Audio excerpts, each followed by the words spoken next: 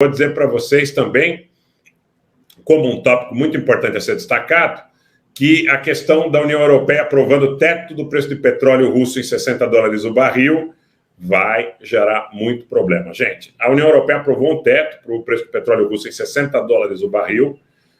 Isto foi transmitido à mídia ocidental de modo geral desde ontem.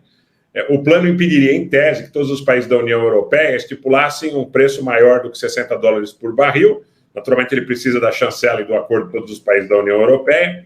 A presidente da Comissão Europeia, Ursula von der Leyen, disse na sexta-feira que o bloco e outros parceiros do G7 terão uma proibição total de importação do petróleo russo transportado por via marítima a partir desta segunda-feira, 5 de dezembro. Em uma declaração de vídeo postada no Twitter, von der Leyen disse que o limite de preço do petróleo russo teria 3 objetivos. O primeiro seria fortalecer o efeito de uma sanção. Segundo, diminuirá as receitas da Rússia para promover a guerra. Em terceiro, ao mesmo tempo, estabilizaria os mercados globais de energia, porque permitiria que algum petróleo russo transoceânico fosse negociado por corretores transportados por operadores da União Europeia para terceiros países, desde que vendido abaixo do limite. Von der Leyen disse que o limite de preço beneficiará diretamente as economias em desenvolvimento e emergentes e será ajustável ao longo do tempo para que possamos reagir aos desenvolvimentos do mercado. Juntamente com nossos parceiros, permaneceremos unidos e firmes em nossa oposição à guerra da Rússia na Ucrânia, concluiu von der Leyen. Gente, tem a menor possibilidade de dar certo. Tem a menor possibilidade de dar certo. Primeiro porque pode estimular um mercado paralelo, o que já está acontecendo de alguma forma, quando você aumenta a quantidade de petróleo importado pela Índia, de petróleo importado por outros países ali na região eurasiana, e que muitas vezes podem ser refinados nesses países e vendidos para esses terceiros que, em tese, impõem uma agenda de embargo ao petróleo russo, então vai aumentar muito o mercado paralelo. Essa é a grande realidade, essa é a grande verdade, tá? Não há outra situação a ser suscitada, e eu digo muito claramente aos senhores que este teto no preço do petróleo russo é uma propaganda e muito mal feita, mas muito mal feita, efetivamente. É uma propaganda muito mal feita e é uma péssima ideia, tá? É uma péssima ideia. Não acredito que isso, de alguma forma, vá tirar recursos da Rússia, no sentido de que eles possam anuir, concordar com essa situação do teto do preço do petróleo e regular o preço de uma commodity que, historicamente, é cotada a partir das restrições de oferta, dos excessos pontuais de demanda e de todo esse ajuste que a OPEP Plus praticam.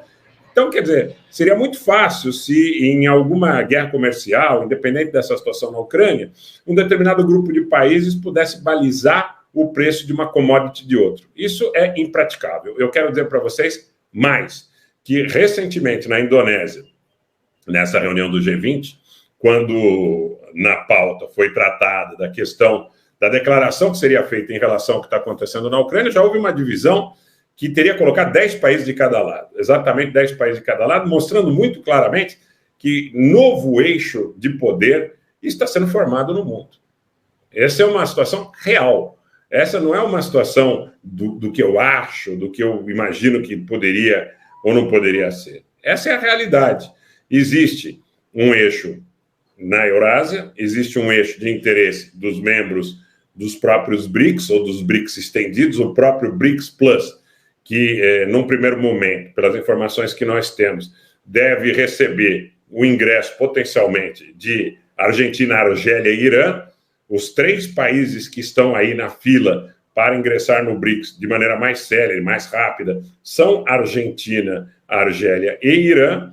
Então, quero dizer para vocês que mesmo no seio do G20 há muita controvérsia. A própria economia francesa e a economia alemã, como nós cobrimos desde o início dos conflitos, ou até muito antes deles materialmente puderem ser cogitados, já estava, de alguma forma, em um processo galopante de discrepância em relação aos interesses de Washington e Londres. Até porque muitas coisas foram feitas em relação a pactos comerciais com a China, a pactos comerciais, instalação de indústrias, percepção do desenvolvimento da economia da Índia, como a gente tem remarcado.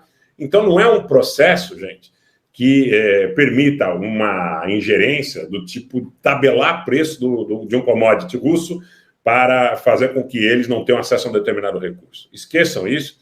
Isso efetivamente não é alguma coisa que vai trazer nada além de propaganda, de uma escaramuça verbal eventual. Não tem futuro. A grande verdade é que tabelar o preço do petróleo russo não tem nenhum futuro, até porque você vai ter muita disputa interna no seio da própria União Europeia, vide o caso da Hungria, né? E de outros países ali que são mais dependentes dos recursos energéticos da Federação Russa. Então, primeiro tópico, a questão dos apagões na Ucrânia. Parece que a situação é muito grave, muito delicada e que haverão importantes restrições nos próximos meses do fornecimento de energia.